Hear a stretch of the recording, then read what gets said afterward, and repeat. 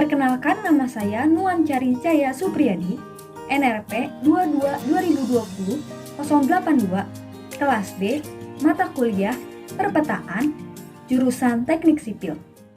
Perkembangan teknologi, khususnya di bidang survei dan pemetaan, semakin hari semakin berkembang.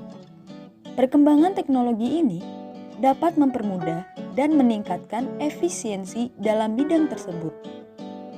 Banyak alat maupun metode pengukuran yang dapat digunakan, seperti theodolit, waterpass, EDM, total station, dan masih banyak lagi. Berbicara mengenai teknologi di bidang survei dan pemetaan, ada salah satu hasil dari perkembangan teknologi di bidang ini, yakni terrestrial laser scanner. Terrestrial laser scanner adalah suatu metode pemanfaatan teknologi laser untuk akuisisi data survei, di mana data yang dihasilkan umumnya berupa titik-titik atau point cloud yang juga merupakan koordinat dari suatu objek atau lingkungan sekitar secara real. Data dari laser scanner kemudian ditampilkan dalam bentuk 3 dimensi. Berdasarkan jarak jangkauan objek yang dapat direkam, TLS dibagi menjadi 3 jenis, yaitu 1. Short range dengan jangkauan 50-100 meter. Kedua, medium range dengan jangkauan 150-350 meter. Dan yang ketiga, long range dengan jangkauan hingga 1000 meter. Prinsip kerja TLS sendiri hampir seperti metode pada sistem sonar, yakni dengan memanfaatkan sinar yang ditembakkan oleh alat ke arah suatu objek, dimulai dengan mendirikan tripod dan melakukan centering alat di titik standpoint. Setelah alat sudah berdiri di titik standpoint, maka langkah selanjutnya adalah pengukuran backside, titik ikat yang digunakan sebagai acuan. Sinar yang dihasilkan tersebut dipantulkan kembali oleh objek tersebut dan ditangkap oleh TLS. Laser yang ditembakkan pun tidak secara kontinu, bergantung pada titik per titik. Oleh karena itu, hasilnya pun berupa sekumpulan titik-titik atau yang kita sebut dengan istilah point cloud. Namun dengan kecepatan yang sangat tinggi dan bervariasi antara ratusan sampai ribuan titik yang terekam dalam 1 detik. Prinsip penentuan posisi pada TLS. Yang pertama, penentuan posisi horizontal dengan metode polar. Yang kedua, penentuan posisi vertikal dengan metode trigonometrik. Berikut adalah bagian-bagian dari alat TLS, seperti scanner, mirror, laser, status, power, laser on-off, key switch, tripod plate, adapter, lock, chain clamp, statif tripod, dan statif wagon dolly.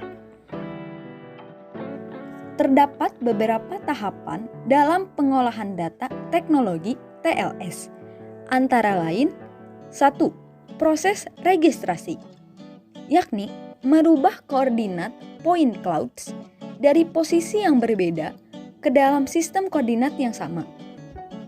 Kedua, proses filtrasi. Proses ini menggunakan perangkat lunak yang telah tersedia satu paket untuk proses pengolahan data point clouds. Yang ketiga, proses georeferensi. Pada tahap georeferencing, diperlukan koordinat titik-titik tempat berdiri alat atau standpoint agar point clouds berada dalam sistem koordinat. 4. Pemodelan 3 dimensi.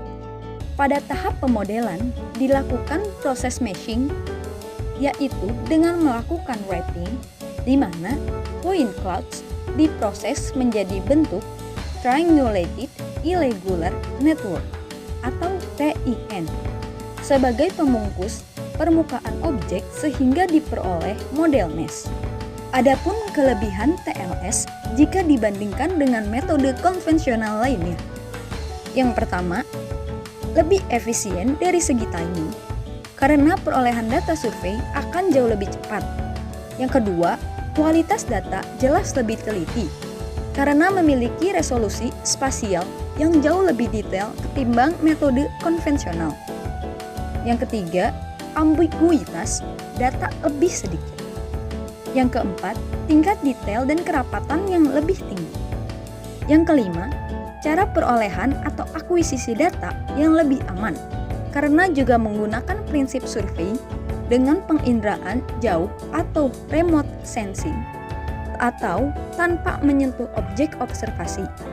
6. Proses akuisisi dan penerimaan data yang relatif tidak mengganggu proses industri. Dan yang ketujuh, hasil yang berupa point cloud yang bisa digunakan dan ditinjau kembali oleh pihak lain sehingga dapat secara signifikan meningkatkan keefisienan pekerjaan terutama di bidang engineering. Namun, di sisi lain, ada beberapa kekurangan dari penerapan alat TLS ini, yakni 1. Teknologi 3D TLS merupakan teknologi baru sehingga masih banyak yang belum mengetahui manfaat teknologi tersebut. Yang kedua, SDM atau operator yang memiliki pemahaman dan skill dalam penggunaan dan processing data 3 dimensi TLS masih terbatas jumlahnya. Dan yang ketiga, teknologi 3D TLS relatif lebih mahal daripada teknologi konvensional. Namun, data yang dihasilkan lebih baik dan lebih efisien.